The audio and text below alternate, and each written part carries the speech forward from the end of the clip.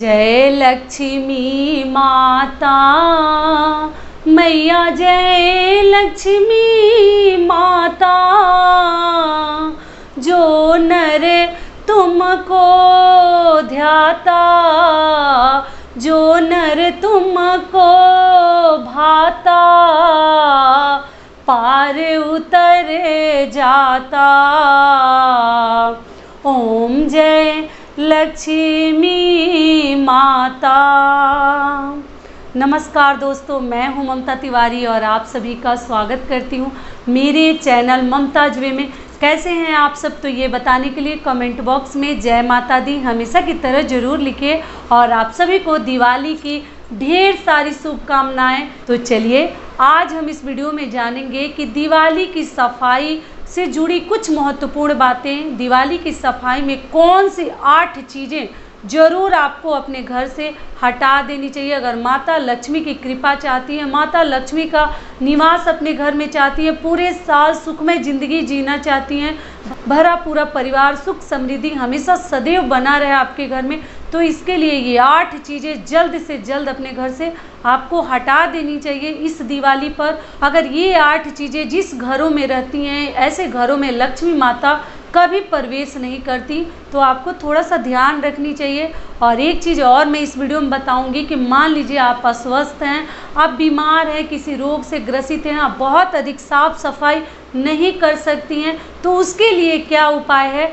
तो इसके लिए भी मैं आपके साथ थोड़ा सा कुछ बातें हैं जो शेयर करूंगी। तो आप बने रहिए मेरे साथ मेरे चैनल पर। अगर आपको मेरा वीडियो पसंद आता है तो प्लीज़ आप मेरे चैनल को सब्सक्राइब कर दीजिएगा, बेल आइकन को प्रेस कर दीजिएगा, जिससे मेरे वीडियो के नए नोटिफिकेशन आप लोगों के पास सबसे पहले पहुँचे। तो चलिए शुरू करते हैं कि वो 8 चीज़ें क्या हैं।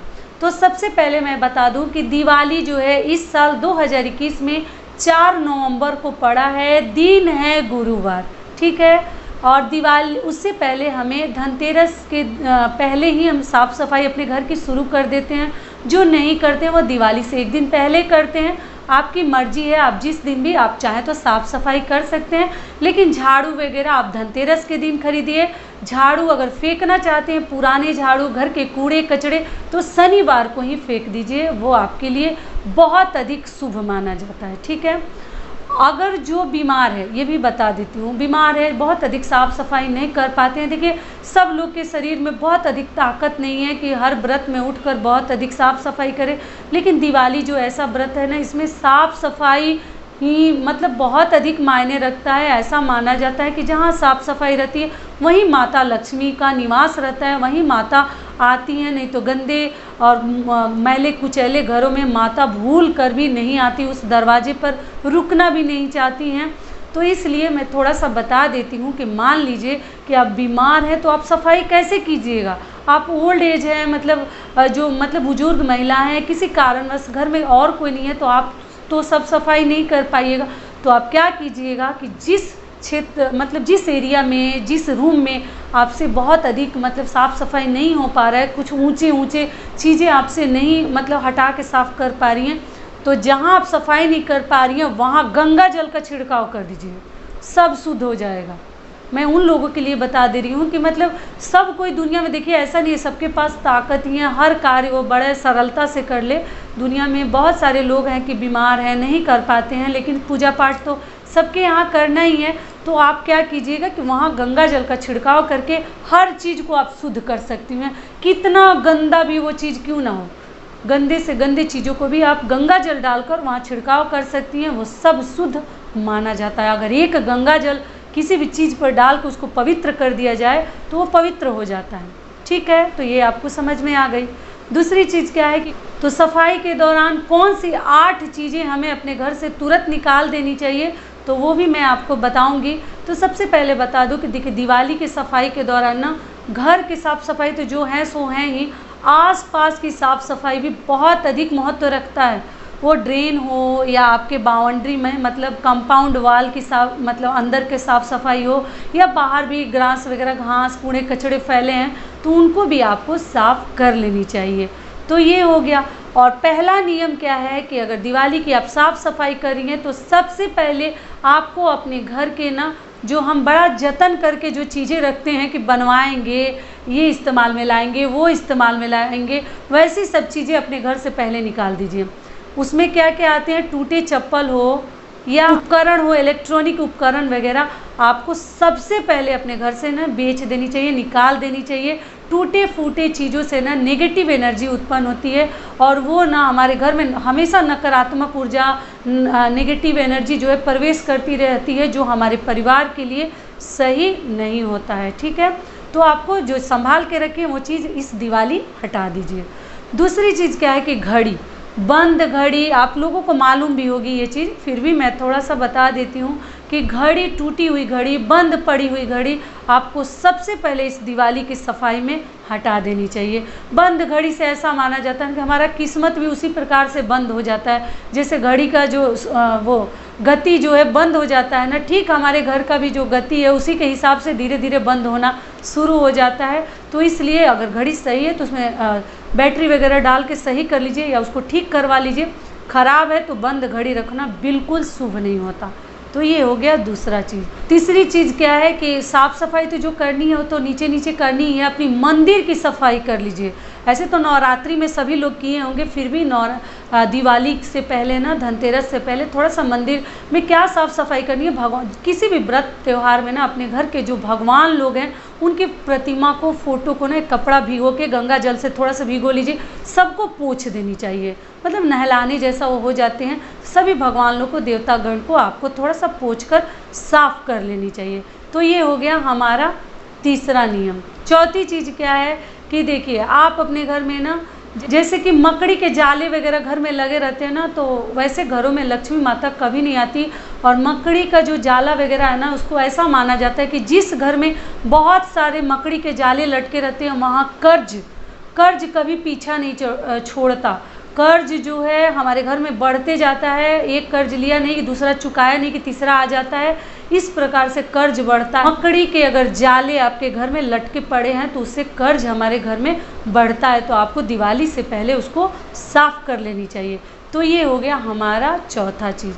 पांचवा नियम क्या है कि आप अपने घर में फटे पुराने बर्तन वगैरह, जैसे क्रैक हुए बर्तन को भी सबसे पहले हटा दीजिए। फटे पुराने बर्तन रखने से ना, या उसमें भोजन देने से, या एल्युमिनियम के, ऐसा माना जाता है कि आयु कम होती है हमारे पति की, हमारे घर वालों की, हमारे बच्चों की। तो फटे पुराने कटे टूटे बर्तन एकदम हटा दीजिए, जो कि मैं अपने कई वीडियोज में बता चुकी हूँ, जो हमारे लिए बिल्कुल शुभ नहीं होते। तो ये हो गया हमारा पांचवा नियम। छठा नियम क्या है कि आप अपने घर में अगर टूटी फूटी आपकी मूर्ति हो, या अपने घर में सजाने के लिए भी बहुत सारे लोग स्टैचू वगैरह रखते हैं, तो अगर टूटे फूटे चीज़ें कभी भी घर के लिए शुभ नहीं होते। अगर मान लीजिए बहुत कॉस्टली कोई मूर्ति वगैरह आप खरीद के लाई हैं, जिसको फेंकने में आपको दया लग रहा है और थोड़ा सा ही टूट गई है, तो क्या कीजिए कि आप वहाँ पे कलर कर दीजिए। टूटा वहाँ दिखना नहीं चाहिए, उसको सही करके किसी भी नेल पॉलिश हो या किसी और भी मतलब चीज़ों से जो पेंट वगैरह आप रखी हैं उसको कलर कर दीजिए, तब उसको शुभ माना जाएगा। लेकिन वो टूट के अंदर से मिट्टी दिख रहा है, जो आपके लिए बिल्कुल शुभ नहीं है। और बहुत अधिक खंडित मूर्ति तो बिल्कुल नहीं रखनी चाहिए, वो आपको हटा देनी चाहिए। तो ये हो गया हमारा छठा चीज़। सातवां चीज़ क्या है कि फटे पुराने कपड़े तो हटाने ही हैं, साथ में जूते चप्पल, मतलब घर में आपको लगे कि हाँ, इस घर में जितने कूड़े कचड़े थे वो मैंने हटा दिया, उस प्रकार से अपने घर की तैयारी कीजिए गणेश जी की और माता लक्ष्मी की पूजा करने से पहले। क्योंकि दिवाली ऐसा व्रत है ना कि इसमें साफ सफाई ही बहुत अधिक महत्व रखता है, विशेष महत्व रखता है। बाकी पूजा पाठ में तो हम साफ सफाई करते ही हैं, लेकिन दिवाली का नाम ही है, चारों तरफ हमें ज्योत जलाना पड़ता है और जगमगाना चाहिए हमारा घर, गंदा नहीं, किसी भी कोने को हमें गंदा नहीं रखना है।